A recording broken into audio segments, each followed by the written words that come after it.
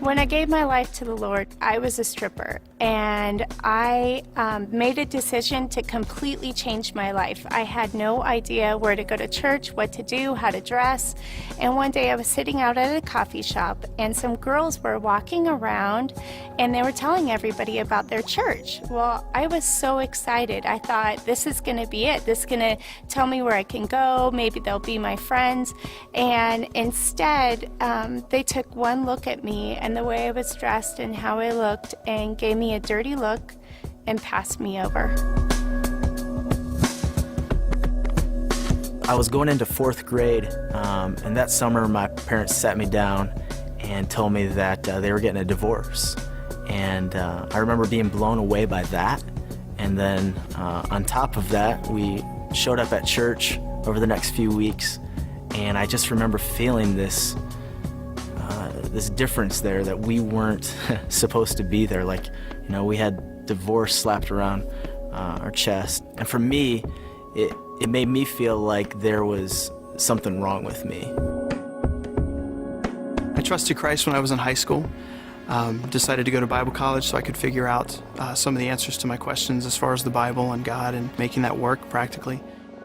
During my senior year, I really felt like instead of getting answers and getting help with some of my questions, I got rejected, in so much as even the college president calling me out in one of the classes and basically saying, if you just, if you still have questions this late in the game, you just don't get it. I grew up in a church for 20 years, and when I went to college, I made a few mistakes and got pregnant out of wedlock. I knew there would be trouble, I knew there would be gossip, but I never expected a phone call from the pastor asking me to resign my membership. Well, for the first time in my life, I was really coming back to God. I was trying to really reconnect with Him, and my life was a mess. I was going through divorce, I was in debt, I didn't have any friends, and so I actually wrote a letter to a friend of mine that I knew from high school. I knew that she was a pretty strong Christian, and I thought maybe we could start up a friendship. So I sent her a letter, and a couple weeks later, I got a package back in the mail, and I opened it up, and there was no letter. It was just a pamphlet on why divorce is a sin.